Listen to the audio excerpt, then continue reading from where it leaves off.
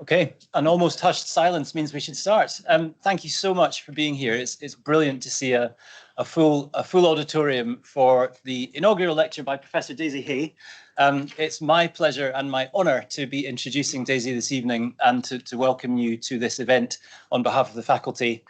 My name's Adam Watt and I am Deputy Pro-Vice Chancellor for the Faculty of Humanities, Arts and Social Sciences, which is a mouthful and I'm glad I got it out in one.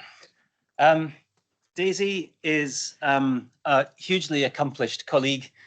She's someone I'm going to talk about in a little bit of detail shortly, but a few bits of housekeeping first. If you've got a mobile phone with you, I'd be grateful if you could put that to silent or switch it off or make it not buzz for the next hour or so.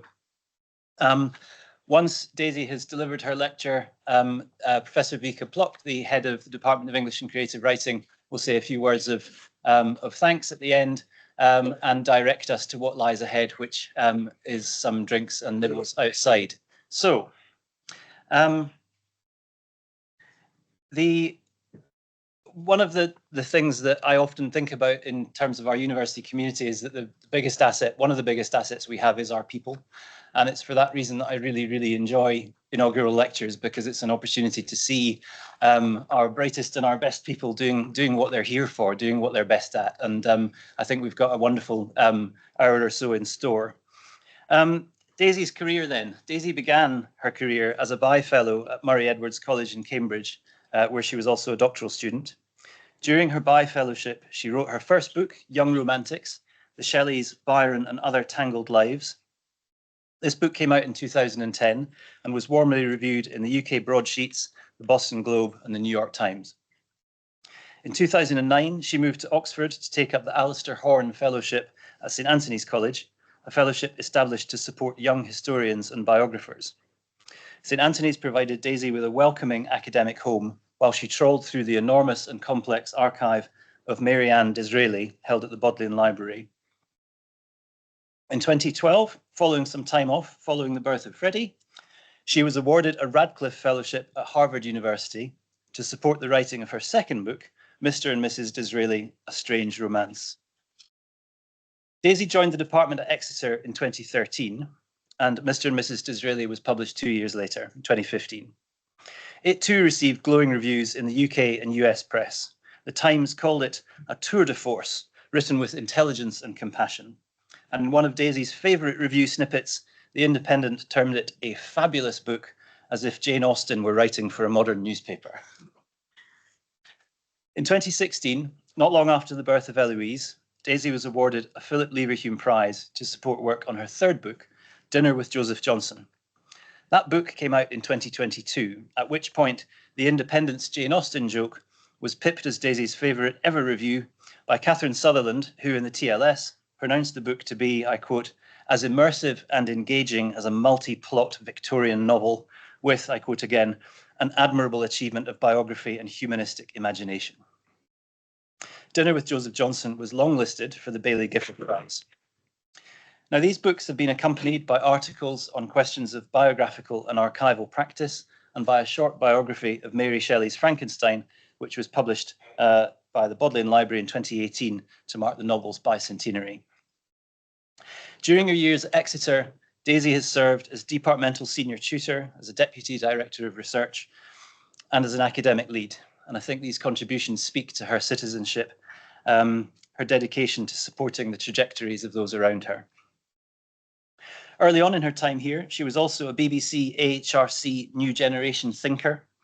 She was elected a Fellow of the Royal Society of Literature in 2018 as part of the 40 under 40 cohort, and has very recently joined the RSL Council. Daisy was promoted to senior lecturer in 2016, to associate professor in 2018, and to the personal chair that we're celebrating today in 2023. Professor Hay is a gifted writer and a wonderful colleague, and she is a leading light in her field. So it is my pleasure and my privilege, as I've said, to pass to her now for her inaugural lecture entitled Falling Over with Frances Burney. Daisy.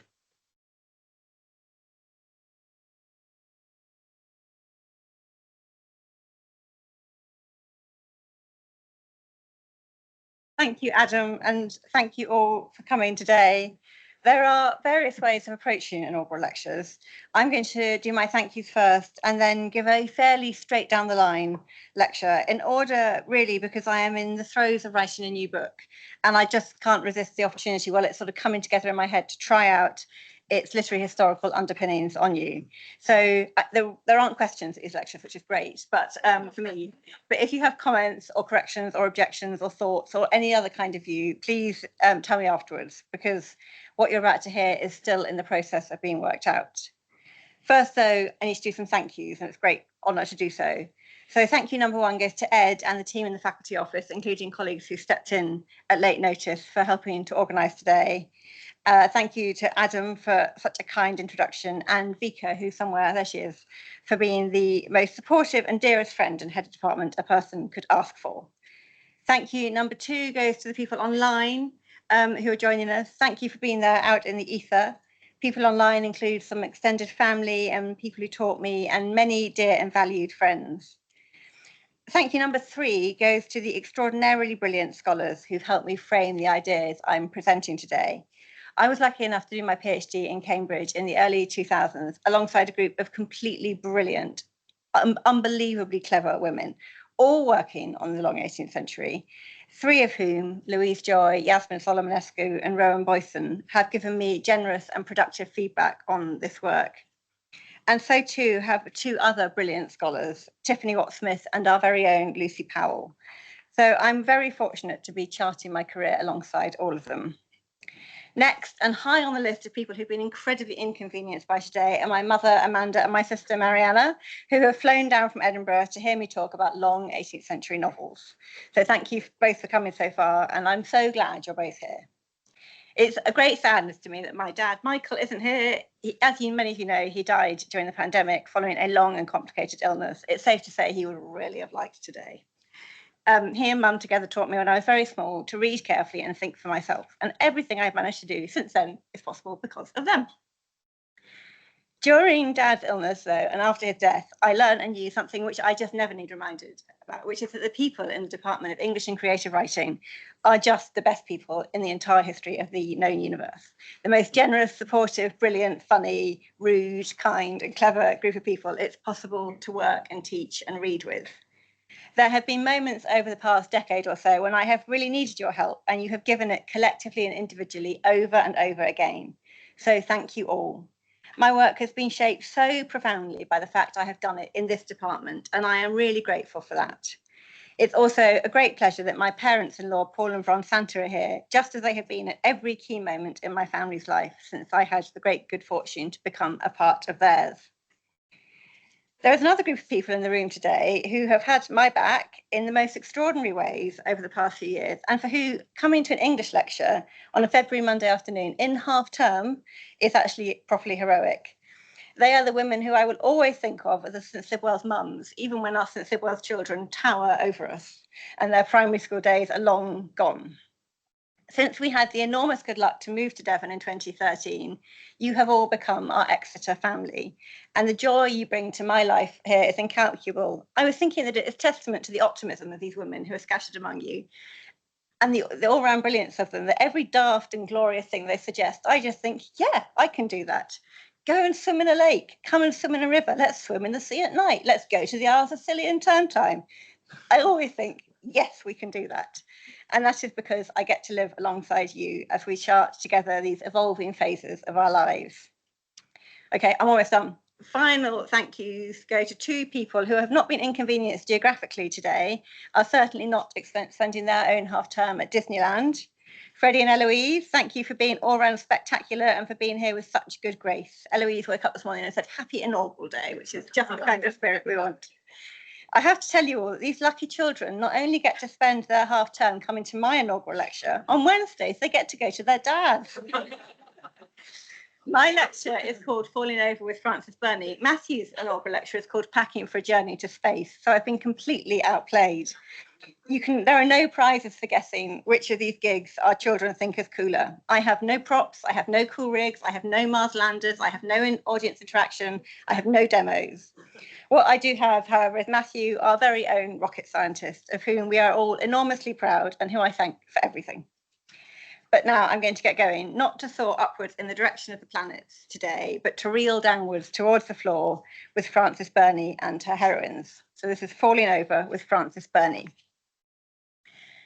My starting point today is a moment in the third volume of Frances Burney's first novel, Evelina. In a country house outside the fashionable spa town of Bristol Hotwells, a pair of dissolute rakes are casting around for something to bet on. Both are too dim to place a wager on who can recite the longest ode of Horace. Important questions about who can make the best bow or draw the longest straw have been rejected as too tame. The company breaks up without agreement. But when our heroine, Evelina, subsequently inquires of the novel's hero, Lord Orville, whether a decision has been reached, he tells her with great satisfaction that a plan is in place. They had agreed, Evelina reports, that it should be determined by a race between two old women, one of which was to be chosen by each side, and both were to be proved more than 80 years of age, though in other respects as strong and healthy as possible. So this should be Evelina, but it's not moving. There we go. So the subtitle of Evelina is The History of a Young Lady's Entrance into the World. This is an epistolary novel written by a first-time novelist in her 20s. It's a tale of an ingenuous young woman learning the ways of the world. Evelina is often unsure of her ground, so it's notable that she's sufficiently clear about certain moral standards to be taken aback by this method of settling a bet. The day of the race dawns and her worst fears are realised. The two contestants, impoverished women, each over 80, we're told, looked at Evelina so weak, so infirm, so feeble, that she feels no sensation but that of pity. The race starts. The poor creatures, feeble and frightened, ran against each other, and neither of them able to support the shock, they both fell on the ground. The women protest that they are too bruised to continue, but they're bullied back onto their feet and made to set off again. Together and apart, they stumble along the course until one, with great force, came to the ground. Evelina springs to her assistance, but is called away angrily by one of the rakes, who asserts that her interference counts as foul play. Rake number 2 swears and berates his contestant, but she's too badly hurt to move, certainly too badly hurt to run again, and he is declared the loser. It is a completely grim scene. In 1980, Earl Anderson published an article in 18th Century Studies on the history of foot races, in which he characterised the old women's race in Evelina as a delightful incident. That view, thankfully, is not replicated elsewhere. Pioneering Burney scholars, including Margaret Ann Doody and Christina Straub, have read the race as symbolic of a social system that dehumanises women and as a literalisation of male brutality. This scene, writes Doody, is Frances Burney's version of the fall of woman's well-known tendency to make a slip. The author here retorts upon men who so often remind women of her weakness and grin maliciously over her falling. The foot race in Evelina makes a spectacle of its elderly competitors. It also reveals Evelina's powerlessness in the face of aristocratic male bad behaviour and the weakness of the novel's paper cutout hero, Lord Orville. But although it's a narratively powerful moment, it's also an odd one. Scholars have mapped a contextual landscape for it, demonstrating a long history of lower class individuals being raced for upper class fun, of servants' races or prostitutes' races, for example. There's an equally long history, as other careful readers of Evelina have illustrated, of an 18th century cultural phenomenon involving outlandish or unusual bets. But none of this fully explains the oddity that is the appearance of these unstable falling women, just at the point in the novel that the history of Evelina's own origins is beginning to be narratively intelligible. Now, I've opened my lecture today with the foot race in Evelina because my subject, both today and in the book I'm writing, is the 18th century falling woman. This is the figure who is mobile and is hard to pin down, who is either in free fall or who is, in a word that Burney deploys frequently, tottering on the edge of collapse. The project stems from a desire to work towards a philosophy of falling, towards a way of putting an intellectual framework around the sensation of being in a state of about to or free fall. It's important that I say at the outset, and here I part company with Margaret Ann Doody's account of the foot race that I've just quoted, that my 18th century falling women have only a passing resemblance to their Victorian sisters or daughters, the fallen woman. By the end of the 19th century, the figures of both the working class fallen woman and the middle or upper class invalid woman had emerged in public consciousness as contrasting symbols which attracted particular kinds of cultural meaning. The middle class female invalid reclined on her sofa as a living reproach to the newly scientific medical framework, which operated around the milestones of what the literary historian Morale Frawley terms diagnosis, treatment, and cure. Similarly, the prostitute, the archetypal fallen woman, came to symbolize the inherent cultural dangers of an overly sexualized female body, a prone instantiation of degeneracy and social collapse. It's harder to capture the 18th century fallen woman as a metaphor, in part because she is in transit, hurtling downwards through the air, and in part because she's not yet been made to signify something in medical writing. Instead, her meaning comes in large part in how she herself writes of the experience of falling.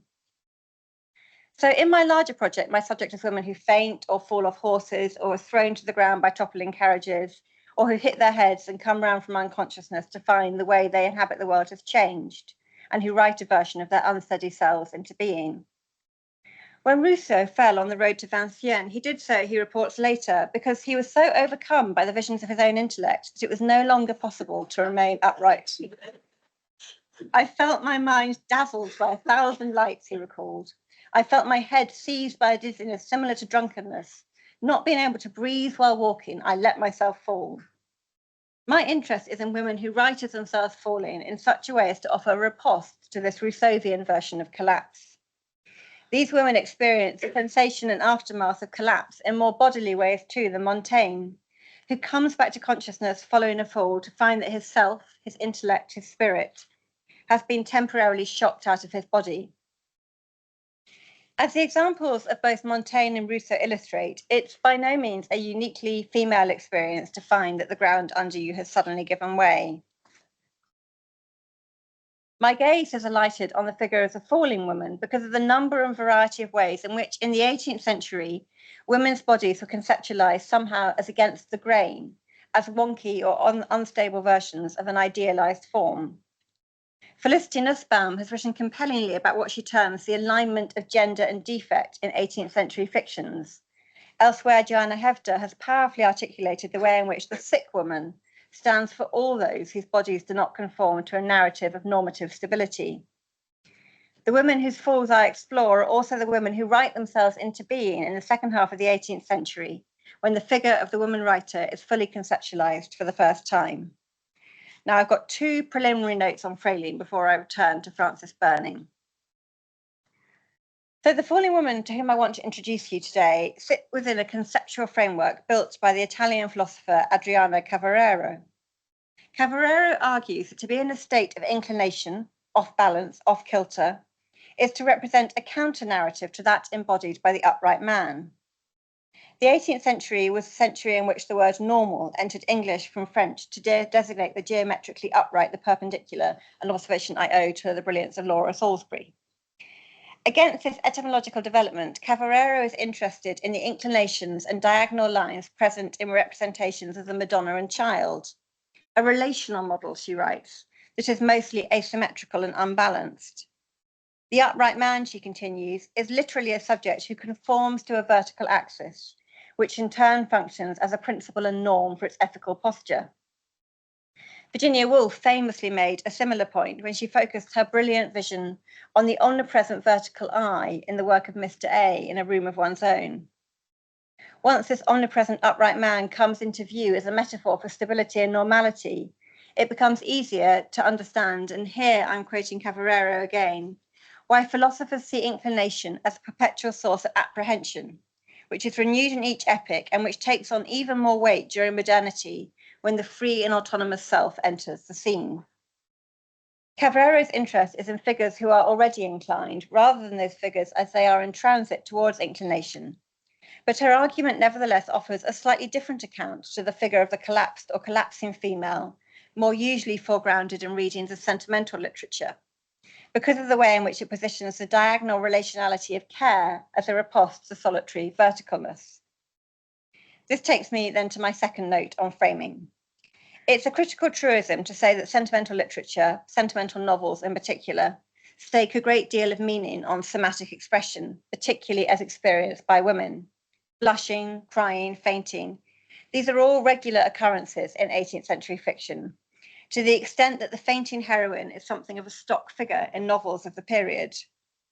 Adolescent Jane Austen has a great deal of fun with this. Beware of fainting fits, writes one heroine to another in her teenage novella, Love and Friendship. Though at the time they may be refreshing and agreeable, yet believe me, they will in the end, if too often repeated and at improper seasons, prove destructive to your constitution. Run mad often as you choose, but do not faint. Many readers since Austen have attributed significance to the sentimental fainting heroine, whose falls are often read as enacting a withdrawal from conditions which compel an unbearable excess of emotion. These are falls, then, that offer both a testimony and a silencing. In what follows, I want to destabilise this version of sentimental literary falling in order to explore whether there might be a version of giddy, embodied 18th century experience, which has something else to say about what it means to inhabit a falling body in a world that celebrates uprightness as emblematic of normality. So with these questions of stability and instability anchored in our minds and bodies, it's time to return to today's heroine, Frances Burney. So here is Burney in 1782, painted by her cousin Edward. We've already seen Burney at work, anatomizing the failures of society through her depiction of the treatment of two unsteady elderly women. Now I want to introduce you to her more fully. In her mid-teens, Burney famously started writing a diary addressed to Dear Nobody. She made great play with this irony at the time, and it remains an arresting play on words because of the vividness with which she writes of the experience of her body into her diary, her letters, and her fictions. For decades after her death in 1840, Burney was better known for her life writing than her novels, as successive installments of her journals appeared in print. And the journals and the journal letters were popular because they returned Victorian readers to a series of lost landscapes. Burney was there in the middle of 18th century literary society as it gathered around Samuel Johnson, for example. She was at the court of George III during the Regency crisis. She was in Brussels during the chaos of Waterloo. Her journals make for gripping reading. Everywhere you can see her novelist's eye at work. You can see her skill at breathing life into a story. It's really striking, for example, how often she will emphasize an emotional beat in her life writing by describing how an interlocutor will take her hands as he or she speaks. What, asks Claire Harmon in a brilliant biography of Burney, are we to make of this strangely creative autobiographer?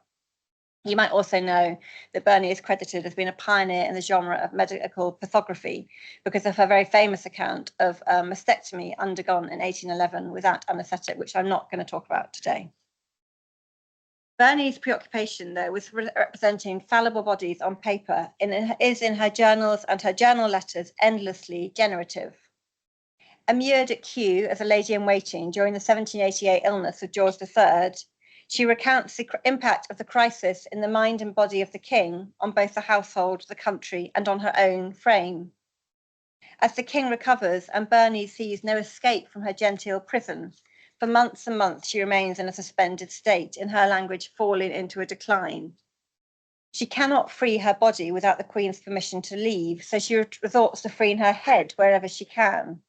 So weak and faint was I become that I was compelled to put my head out into the air at all hours and in all weathers from time to time to recover the power of breathing, which seemed not seldom almost withdrawn. It's important just to say that to be a lady in waiting at George III's court is not it may sound glamorous, but it's a pretty grim gig. You can't go anywhere, you have no control of your own person, what you wear. She was bullied by the chief mistress of the robes. It's horrible.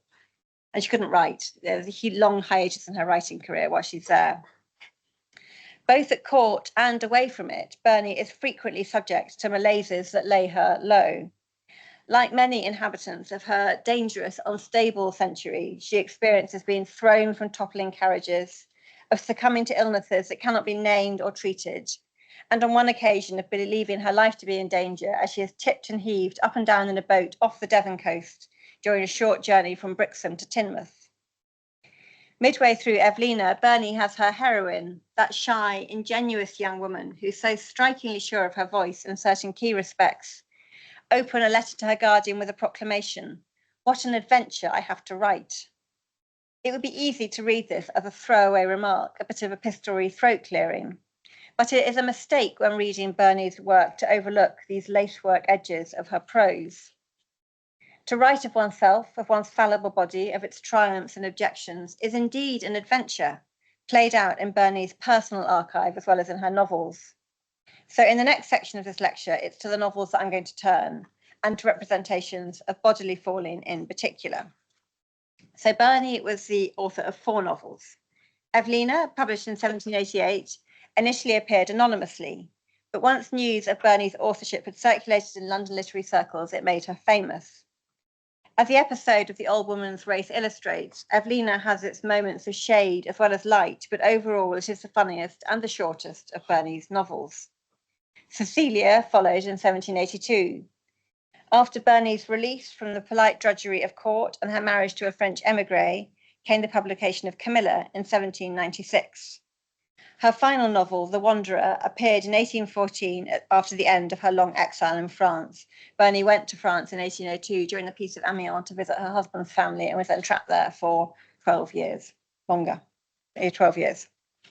In all 4 novels, women either faint or are on the point of fainting at moments of narrative tension. The falling woman appears in these novels as a kind of embodied punctuation mark, signifying moments of emotional intensity. So far, you might think, so sentimental. But Burney doesn't make her heroines or her anti-heroines fall over cheaply or unthoughtfully. She also draws a distinction between fainting and almost fainting, between falling and being about to fall, that I want to explore further. Take Cecilia, for example. About halfway through the novel, Cecilia's erstwhile friend, Mrs. Harrel, does not faint as she absorbs the news that her venal and indebted husband has just shot himself. Mrs. Harrel sinks on the ground, we're told, not from a fainting fit, but merely from weakness and terror. She can be pulled up again and held upright by Cecilia, whose own whole frame is shaking. Cecilia's sometimes nemesis, Mrs. Delville, is unfortunate enough to suffer an actual brain explosion later in the novel. My brain is on fire, she shrieks as she rushes from the room before being found prostrate with face, head and neck covered in blood. Still, she remains conscious though, angry and immobilized, but fully part of the scene unfolding around her. Less dramatically, Cecilia, like Evelina before her and Camilla after her, frequently totters with emotion but does not fall. Tottering is often a stage in falling, a verbal clue that Burney is about to upend her protagonist. Thus, as Cecilia approaches her own moment of narrative crisis, having been rendered unintelligible by madness, we're told that her feet tottered and her head became dizzy. Likewise, in The Wanderer, women are often compelled to grasp the backs of chairs or sink down onto sofas to stop themselves falling and fainting in response to emotional strain. But they do stay in and of the scene around them as they do so. Camilla, in one of her own many moments of almost falling crisis, even refers to herself as a poor, tottering girl.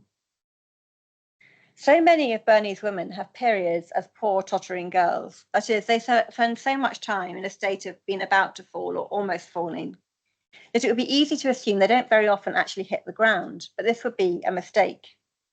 To faint in Burney's novels, to actually lose consciousness, is to be translated by the act of falling into a state akin to death. The descriptive register for which Burney reaches when her protagonists faint is striking. The blood ceases to pulse through their veins, hearts stop, their frames fall lifeless on the floor. I did not die, Elizabeth Barrett Browning tells us of her own fainting. But in a Burney novel, to faint is to die for a period. Here is Camilla again on learning that her disabled sister has been forced into a hideous marriage. Horror froze her veins, her blood no longer flowed, her heart ceased to beat, she fell lifeless on the ground. Even once she regains consciousness, Camilla is emphatically not herself, nor does she have Montaigne's ability to notice the change. She was assisted to her chamber, we're told, no longer asking any questions, no longer desiring further information. To almost faint, to be in a perceptual state of about to fall, is still to be engaged in the world and sensible of it, to remain a protagonist in one's own story. To faint, though, in Burney's scheme, is to be reformed of the body rather than of the mind, as an inanimate object. There's a moment in The Wanderer where Eleanor, Burney's most vivid anti-heroine, to whom I'm going to return a bit later, attempts to kill herself, and is only saved because she falls into a death-like state of insensibility and is therefore unable to stop the work of her medical rescuers. There is huge undertones in the character of Eleanor of Mary Wollstonecraft's story, as the long 18th centuries in the room may already be hearing. Unconscious, Eleanor is powerless to prevent a passing surgeon from staunching the blood from the stab wound she'd given herself. You may remember that Wollstonecraft is very angry when she finds she's been brought round from drowning by the Humane Society, who rescued people who had attempted suicide from the Thames. Eleanor is therefore brought unwillingly back to life to inhabit once more a frame and an effective existence she's tried to escape. Across all four novels, then, it's possible to trace a narrative register in which there are degrees of female falling, degrees of separation between mind and body. These falls and almost falls are less acts of withdrawal or silencing than they are expressions of different kinds of embodied experience for women who, as we saw with Evelina in the foot race, have to work hard and through the actions and reactions of their bodies in order to make their voices heard. Burney heroines have sometimes been described as abject because they go through such dire things, and there is such a kind of extent and extremity to their suffering and their humiliation. And there is something in that, but I don't think that to be represented in the act of falling necessarily signifies abjection. Eleanor in The Wanderer is put in abject situations, but she does not experience them as humiliating. Instead, like Wollstonecraft, she asserts her right not to be saved from the consequences of her own actions, to choose her own destiny for the body she inhabits. To be caught in the page in the act of falling in these novels, then, is also to be caught in the act of saying something substantive about the conditions imposed on women by a world in which it is impossible to stay upright without holding onto the furniture for support. So, having spent some time tracking the bodies of falling and almost falling women across Burney's fictions, I want to turn my attention for a little bit to her third novel, Camilla. So this is the frontispiece for Camilla, and you may spot a familiar name under A. This is one of only 3 times that Jane Austen's name appeared in print in her lifetime, and it's by far the most significant. Of all Burney's novels, Camilla's is the work most thoroughly engaged with the language of brains and bodies and giddiness and tottering. Its inciting incident involves a fall which comes to have a great deal of symbolic and narrative significance. Early in the novel, foolish Sir Hugh, having already exposed the children in his care to the threat of smallpox at a country fair, places his small niece Eugenia on one end of a homemade hobby horse or seesaw, what in American English and in some English dialect forms is pleasingly called a teeter-totter. Sir Hugh attempts to put the hobby horse in balance by placing himself and Eugenia at one end and the rest of the children at the other. But as his end of the plank rises into the air, he becomes exceedingly giddy and loses hold of Eugenia, who falls to the background. The language describing this episode is a cacophony of off-balance panic. Sir Hugh loses his equilibrium. Balance is poised with great exactness before it's lost. Sir Hugh stoops forward to try and save Eugenia, but falls himself too. The result of this off-kilter scene and the previous instance of what the narrator frequently terms Sir Hugh's giddiness are long-lasting. Eugenia is scarred by her smallpox and disabled by her fall.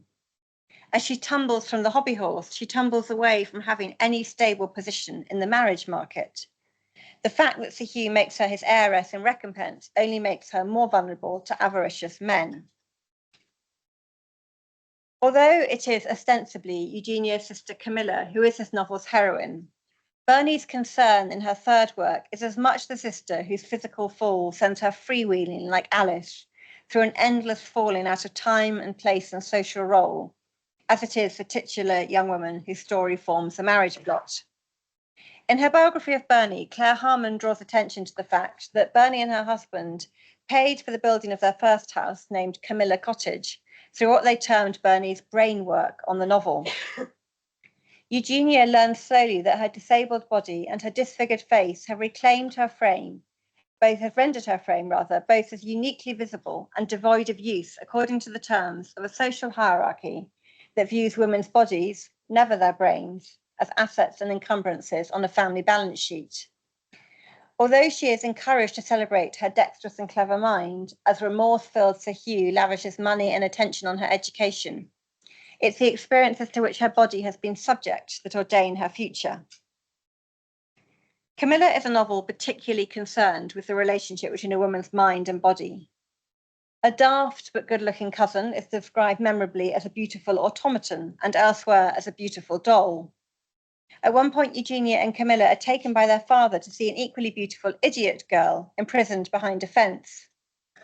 The girl's mind is as vacant as her form is pleasing.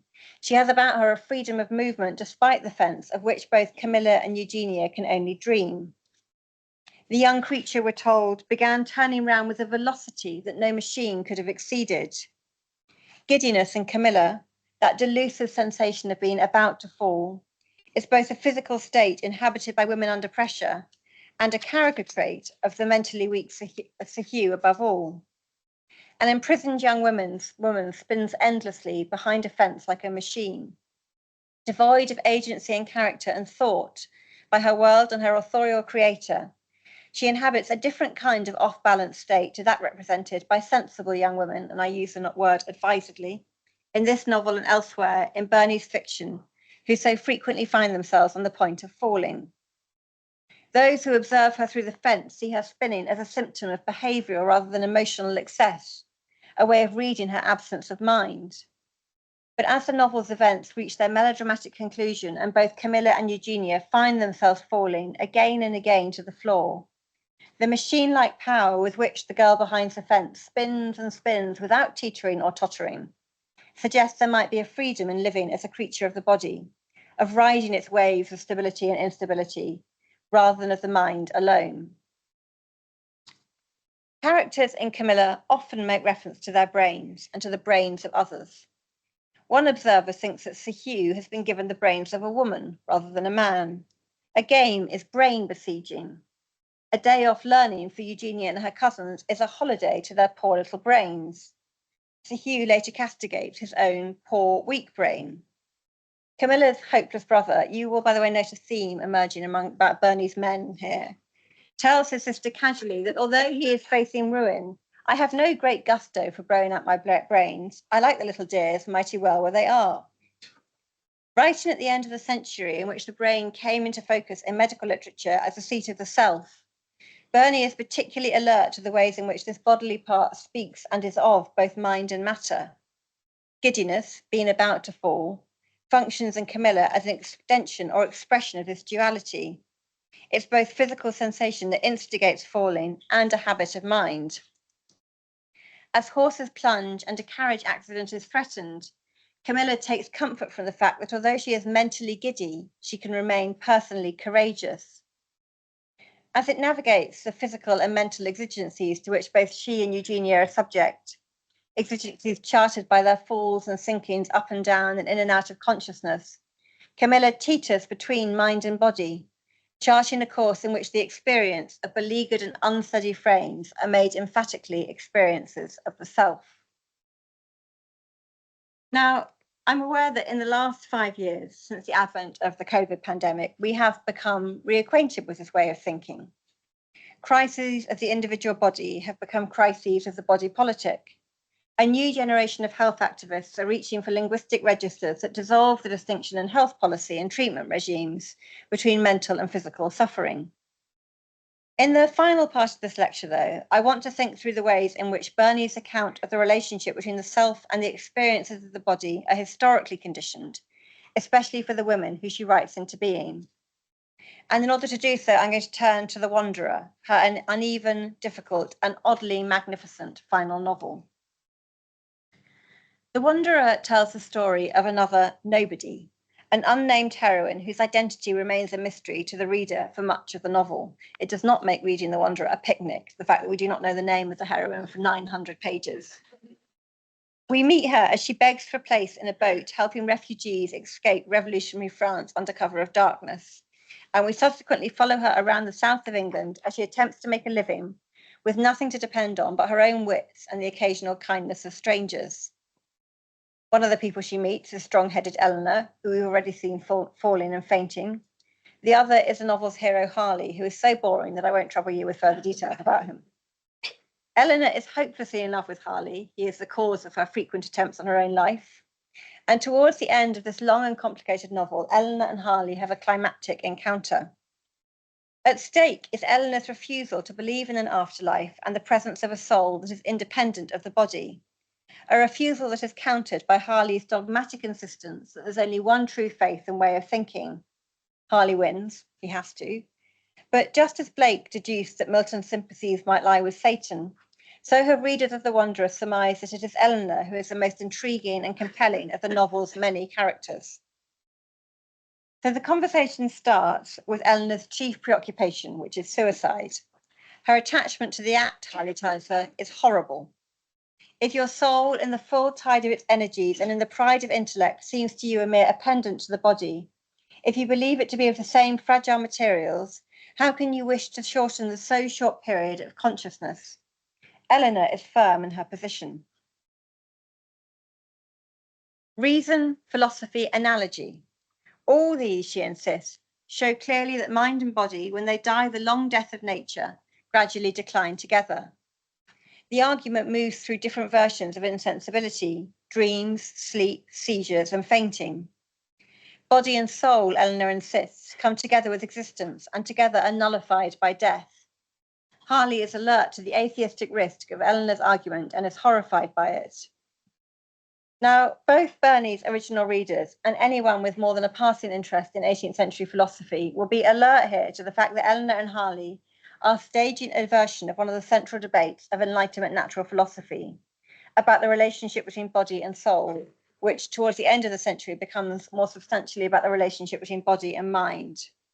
Descartes, Willis, Locke, Hartley, Beattie, Reid, Hume, even Burney's friend Samuel Johnson. A pantheon of 17th and 18th century thinkers provide the intellectual underpinnings to this strange exchange. To read the work of these thinkers is to track Descartesian dualism as it unfurls and evolves in the work of the anatomists, the early neurophysiologists, and natural philosophers, before reforming in the work of William Godwin and writers of the Romantic period, as a preoccupation with the distinction between consciousness and unconsciousness. That preoccupation in its turn comes into focus at the turn of the century, alongside a new formulation of the brain itself as the seat of understanding. Harley occupies a solidly conservative, if slightly dated position for a man of the early Romantic period, viewing the body as a kind of temporary docking station for the soul. Eleanor's more materialist views, in contrast, cannot be so securely tied down. That's because for her, this conversation does not involve merely what David Hume characterizes as an escape into the calm, though obscure regions of philosophy. At the heart of the matter for Eleanor is a question of how the self is formed by the off-kilter body it occupies, by how one's story is mapped by the vagaries of one's frame. Eleanor insists on the importance of this question for those whose bodies are viewed as irregular or off balance, those whose form is subject to continual scrutiny, both of how it looks and how it behaves, and whose right to control the handling and future of their bodies is at its most curtailed during periods of insensibility. For these people, these women, Eleanor's argument suggests, there can be no meaningful distinction between flesh and self. So Harley goes on to ask, what about fainting? With the cessation indeed of warmth, with the stillness of those pulses which beat from circulating blood, all seems to end.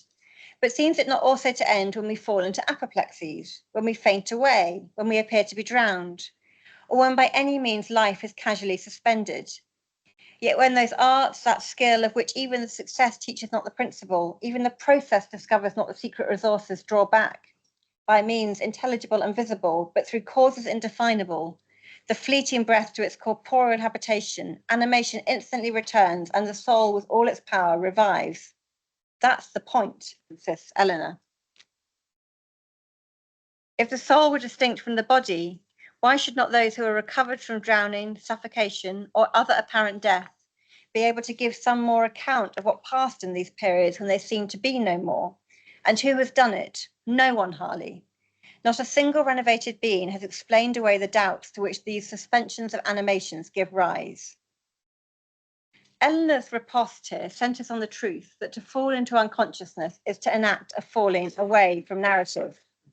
The only story that can be told in these moments is the story told by the falling body. That body is therefore endowed with a narrative power all its own.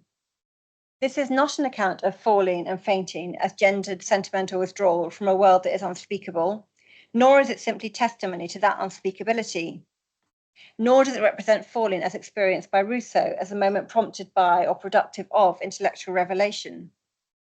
Instead, Eleanor proposes that the body of a falling woman has its own story to tell about the moments when the conscious mind is absent, when the idea of the autonomous upright self that Adriana Cavarero writes of as symbolic of modernity proves inadequate.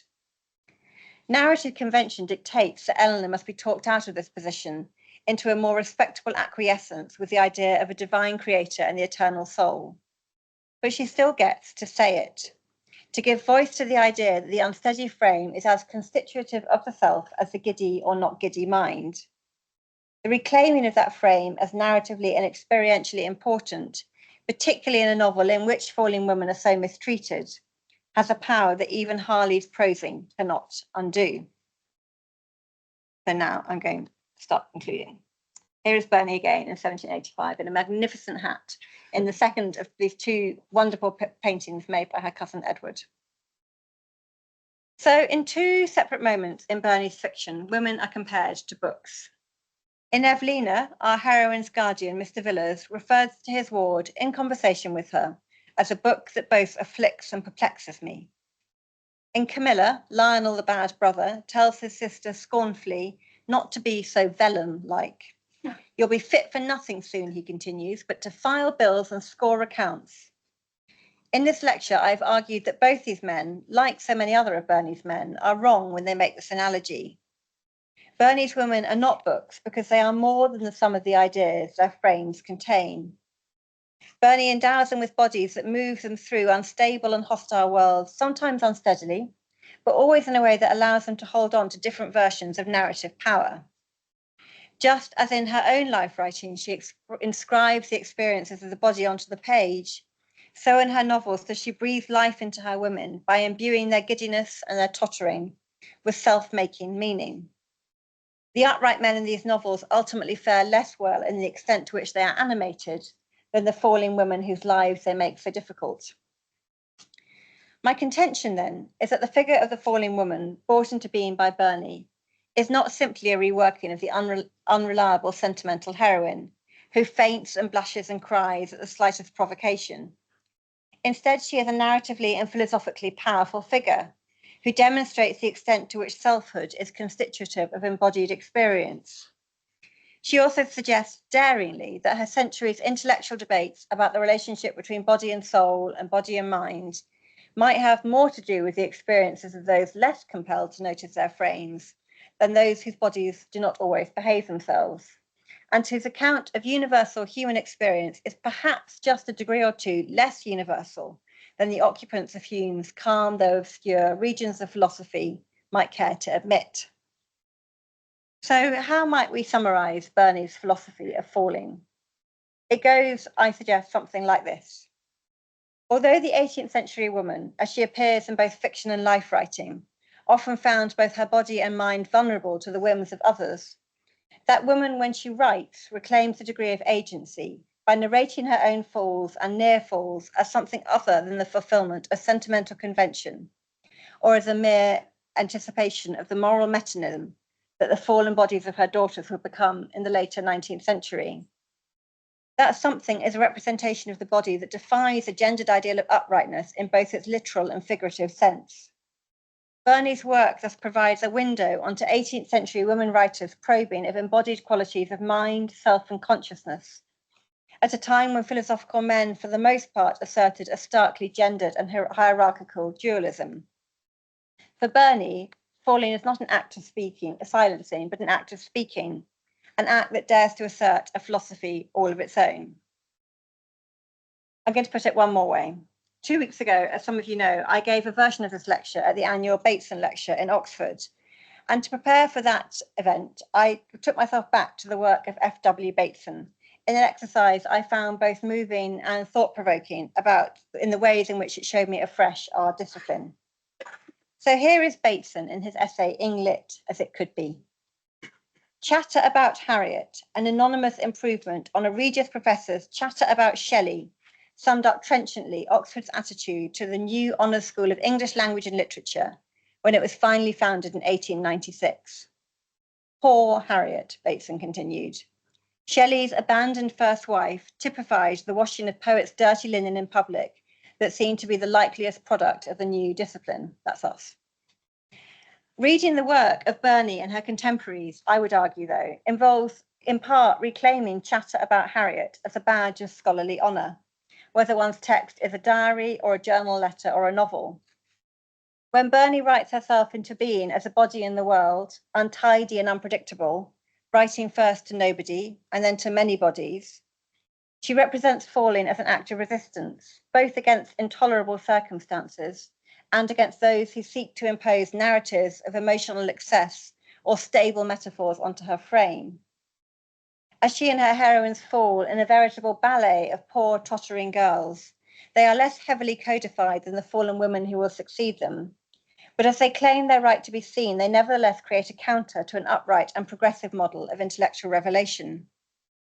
Together in fiction and life writing, they demonstrate the extent to which ideas of enlightenment and normality are gendered in their century, predicated on the existence of a shadow figure who will not stay standing.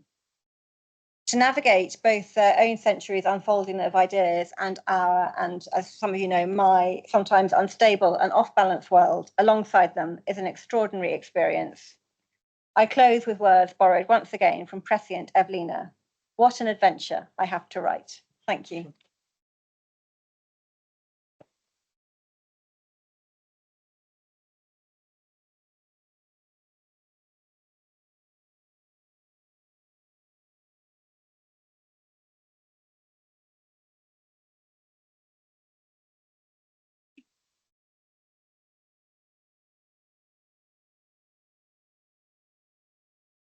Hello, everybody. I'm Professor Vika Martina-Plock, and I'm head of English and Creative Writing, and I get to hugger first, which is really nice, one of my privileges in this role. So just to let you know, there is going to be a reception in a moment there. As we've already heard, it is customary at Exeter to have no question and answer session after an inaugural lecture, but I'm sure Daisy will be happy to continue the conversation at the reception, to which you're obviously all very warmly invited. But before I close this formal part of the evening, I also want to say a few words of thanks to some individuals who made this event tonight happen. So first of all, thanks to the Faculty of Humanities, Arts and Social Sciences who supported this event. Thanks to Adam Watts, Deputy Pro Vice Chancellor of our faculty, for introducing Daisy and the lecture tonight. And also thanks to Ellie Anderson, Kristen Brint, and the team of executive assistants who wrote countless emails and whose labor usually isn't seen, but really who make it all happen. So if there is a buffet for us to enjoy in a moment outside, it is because of them. So thanks due to them. Thanks to the extended Santa Hay family who are here. Thanks for celebrating Daisy's professorial appointment with us tonight, and especially, obviously, Freddie and Eloise to make it through part one of the inaugural marathon. You know, there is more to come. It's good that you're here, but also thanks for everybody else to be here tonight. Finally, obviously, thanks to our speaker, Professor Daisy Hay.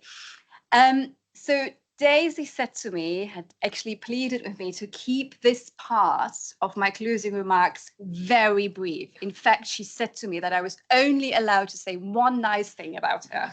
And then we would obviously have to close this event or the formal event and part of this event. And that was actually really hard because there could have been so many things, so many nice things I could have said about Daisy, who is a very gifted academic, as we've just heard. She's also a wonderful colleague and friend. So it did take me a while to settle on one thing. But I decided what I really wanted to talk about very, very briefly is Daisy's gift to academic community building.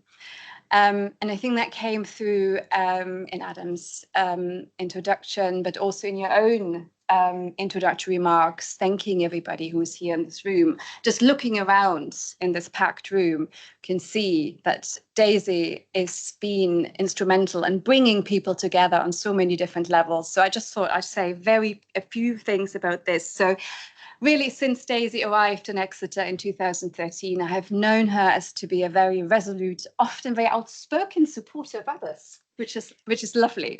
It's really, really fabulous. She is someone for who I think the phrase sisterly solidarity isn't just a phrase. It is a practice that she lives every day. And I've certainly have been at the receiving end of her support and kindness throughout many years while we've been working here together at Exeter. I also think it's very telling that we just heard a fantastic lecture on 18th century women who fell, stumbled, lost their step, and faltered in life and in writing. I think Daisy has this wonderful opportunity to acknowledge vulnerabilities in others, but also to turn them into strength. So I've seen her really every day support her colleagues here at Exeter. She does this in her role as academic lead, as mentor for other colleagues in the faculty. And she currently is also working in one of our departmental initiatives to make this academic community more inclusive, more safe and compassionate, as one of our co-leads for our Athena Swan working party. So Daisy, I think I speak on behalf of all of our colleagues and all your friends and your family in this room tonight. I say thank you, first of all, for giving this wonderful lecture. Thank you on behalf of our colleagues here for deciding in 2013 to make Exeter your family home. We're very, very fortunate to have you here with us. You spoke very generously earlier on about this department as being a very special place to work. I think it is such a special place because there are people here like you who create it and to nurture it every day. So thank you hugely, and huge congratulations from all of us on your podcast. Thank you.